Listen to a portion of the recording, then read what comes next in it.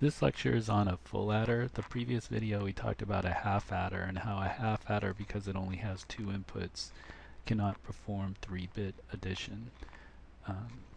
So here's a circuit symbol for a full adder, and you can see there are three inputs, A, B, along with CI, which stands for carry in, and then it has outputs S and C like a half adder does, but to distinguish between a carry out and a carry in, we have the subscript O here. So here's the truth table for a full adder. You can see because there are three inputs, there's 8 rows opposed to only 4 rows for the half adder that only had 2 inputs. Here where all bits are 0, the result is 0. Anywhere there's a row where a single bit is a 1, you have a result of a binary 1. Where you have 2 1s at your input, you have a binary result of 2. And then of course here's the 1 plus 1 plus 1 that we talked about last video at the very end, where you get a result of binary 3, which is 1 1.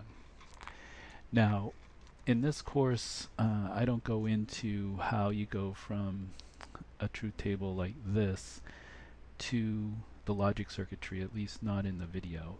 It is talked about in the book, and I've assigned homework problems on it, and I do have a PDF handout on Boolean algebra that shows you how to write Boolean expressions and then minimize and then get the logic circuits from those minimized Boolean expressions. So I'm just going to refer you to the text and also that handout to see how you would go from a truth table like this, because unlike the half adder that was just 4 rows, you know, if you have just a 4-row truth table like the half adder, you can just look at each individual output and compare to the inputs to see what kind of gate you need. But once you get past 4 rows up to 8 or more rows in a truth table, you have to follow the steps in the procedure that's talked about in the handout and also in the book. But I do want to show you a logic circuit that performs full addition just so you can compare it to the half adder logic circuit. Okay, so here's a way that you can do full addition. And you can see it's many more gates than what we had with the half adder. Remember, the half adder was just a AND gate and exclusive OR gate, a total of 11 transistors. But here you can see you've got about a half dozen or so AND gates, and not all of them are 2 input, some are 3 input. You got a 4 input OR, 3 input OR, and then some NOT gates over here, some inverters. Well, if you were to count up all the transistors, okay, remember that a 2 input OR requires 3 transistors. Well, this is a 3 input, so that'd be 4 transistors. Here's a 4 input OR, so that would be 5 transistors, so that's 9. Let's see, this AND gate would be 3, so 12, 15, 18. 3 input AND requires 4 transistors, so that's 22, 26, 30, 34, and then NOT gates just require a single transistor, so 35, 36, 37. So you're talking about a logic circuit here that in total would require 37 transistors.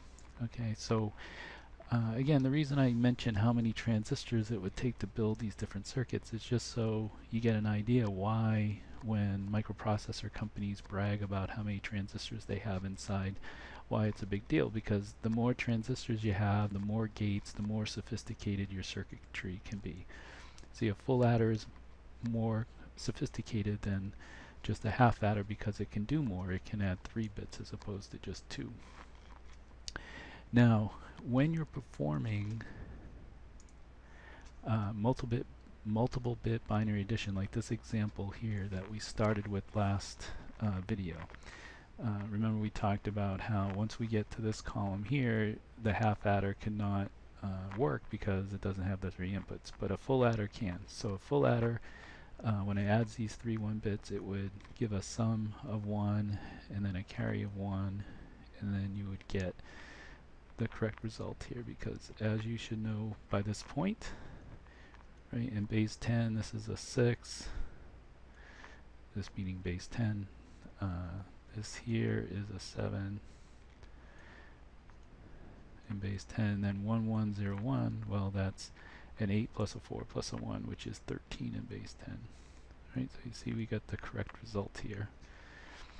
Well, the hardware that adds these multiple bit binary numbers like these two 4-bit Well, it needs an adding circuit per column, okay? Because just like we mentally add these column by column, the hardware that does the addition also in practice adds column by column. So what you would need in order to add two 4-bit binary numbers is you would need a circuit that looks like this, that has an adding circuit for each column. And you can see here that we have a half adder and 3 full adders to add two 4-bit binary numbers. Now you see the half adder is adding the least significant bit column, and you can get away with the half adder for the least significant bit because you never have to worry about a carry in. Okay, but all these other columns you could possibly have a carry in, so that's why you need a full adder for those columns. So again, let's count the transistors. Well, this half adder is going to be 11 transistors, and each of these full adders are going to have 37 transistors. So you can see you're over 100 transistors to do 4-bit addition, to add two 4-bit binary numbers. Now, in a microprocessor, a 64-bit microprocessor, you're going to have an adding circuit like this that can do 64-bit addition. So that adding circuit is going to have one half adder along with 63 full adders. So you can do the math. You're going to have 11 plus 63 times 37. That's a couple thousand transistors. So to do 64-bit addition requires a couple thousand transistors, and that's just a small part of what's inside a microprocessor. So again, this is why companies, brag about, manufacturers of ICs, particularly microprocessors, brag about how many transistors are inside, because the more transistors, the more sophisticated your circuitry, the more that you can do.